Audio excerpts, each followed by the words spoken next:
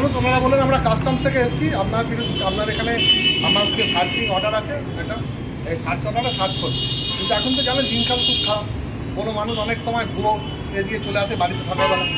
আমরাও কাস্টমস বলতে বুঝিনি, কাস্টমসের সঙ্গে আমাদের কোনো সম্পর্ক নেই, কাস্টমসের বিন্দু বিসর্গের সঙ্গে আমাদের কোনো সম্পর্ক নেই, আমাদের পরিবারের কারোরই নেই। তো যাই হোক, আমি লোকাল থানার ওসিকে আমার সিকিউরিটিকে ইনফর্ম করলাম, সিকিউরিটি এলেন, লোকাল থানার ওসি এলেন, তারপর তারা কাগজপত্র দেখিয়ে বললেন যে কেউ কমপ্লেন করেছে আমার নামে, তাই কাস্টমস থেকে আমার বাড়ি সার্চ করছে। তা আমার বাড়িতে যথেষ্ট সহযোগিতা করেছেন তারা, কোনো জায়গা সার্চ করতে বাদ দেননি। গোডাউন, যেটা পাখির গোডাউন, সেটাও সার্চ করেছেন, আমাদের ঠাকুর ঘর করেছেন, বাথরুম সার্চ করেছেন, এবং সত্যি সার্চ করার সময় ওনারা বলছেন আমাদের কিছু করার নেই, আমরা একটা সিজার পেয়েছি এবং সার্চ। এইটুকুই শুধু আমি এখন বলবো। আমি দলের ঊর্ধ্বতন কর্তৃপক্ষকে ইতিমধ্যে জানিয়েছি, কারণ সার্চিং চলাকালীন আমাদের ফোনগুলো পর্যন্ত ওনারা সিজ করে রেখেছিলেন, আমাদের বাড়ির সকলের ফোন সিজ করা ছিল, বাড়িতে কারোর প্রভৃতির অধিকার বন্ধ ছিল। এর সাথে সাথে আমার মেয়ে যে ডানকুনির ফ্ল্যাট থাকে, সেই ফ্ল্যাটও তারা সার্চ করেছে এবং সার্চ করেছে। সেখানে শুধু একটাই কথা বলবো, সার্চের পরে তারা যা রিপোর্ট দিয়ে গেছে, সেই সার্চ রিপোর্টে নীল, আমার বাড়িতে আমার ফ্ল্যাটে কিচ্ছু পাইনি। এবং বললেন আমি খুব বিরল মানুষ, 3.5 ঘন্টা ধরে সার্চ করার পর কাস্টমস তার বাড়িতে কিছু পেল না।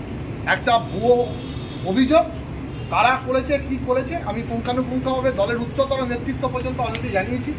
এর বেশি আমি এখন মুখ খুলবো না, আমাকে দল মুখ খুলতে বারণ করেছে। আমি সবটাই জানাবো।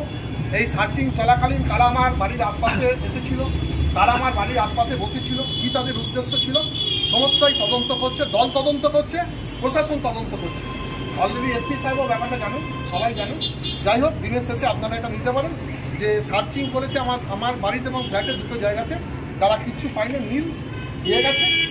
বাকি যেটুকু যা বলার, আমি সন্ধ্যেবেলা আমি দলের সঙ্গে কথা বলে আমার ঊর্ধ্বতন নেতৃত্বকে আমি জানিয়েছি, তাদের সঙ্গে কথা বলে আমি সন্ধ্যাবেলা সাংবাদিক সম্মেলন করে জানাবো। সামনে তো বিধানসভা ভোট, আমি এখন কোনো মন্তব্য করবো না, রাজনৈতিক মন্তব্য না, আমি অন্তর্দ্বন্দ্বের শিকার, আমি কোনো মন্তব্য করবো না।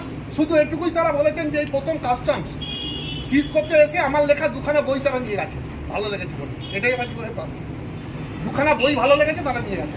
এটা তো কাস্টমস থেকে এসেছিল, এবং কাস্টম থেকে আসার পর আমি ইভেন আমার বাড়িতে টাকা পয়সা সোনা দানা যেগুলো অসঙ্গতিপূর্ণ সেগুলো কিছু পানি, তাই তারা দিয়ে গেছেন যে অপারেশন নাথিং ইনক্রিমিনেটেড হ্যাজ ফাউন্ড, এটা লিখে দিয়ে গেছেন দুটোতেই। এবং সেখানে ডিটেলসে লিখেছে সার্চ করার সময় তারা সহযোগিতা করেছে এবং আমরা তাদের থেকে কিচ্ছু পাইনি,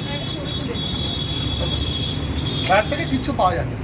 সুতরাং এর পরবর্তীকালে এটা কারা করলো, আমার প্রতিপক্ষ রাজনৈতিক দল আমার নামে মিথ্যে কোনো অভিযোগ করলো কিনা, কিংবা আমি দলের কোনো অন্তর্দ্বন্দ্বের শিকার হলাম কিনা, আমি সন্ধ্যাবেলা সাংবাদিক সম্মেলন করে জানাবো। আমি নিশ্চিতভাবে দলের ঊর্ধ্বতন কর্তৃপক্ষকে জানিয়েছি, তারা আমাকে বাহবা দিয়েছেন যে তোমার বাড়িতে 3.5 ঘন্টা ধরে সার্চ করে আমার বাড়িতে একটা কোনো জিনিস পাননি। শুধু আবারও বললাম, তারা সেটাও লিখে দিয়ে গেছেন, আপনারা নিয়ে নিন। সার্চ আমাকে একদম স্ট্যাম্প মেরে তারা দিয়ে গেছেন।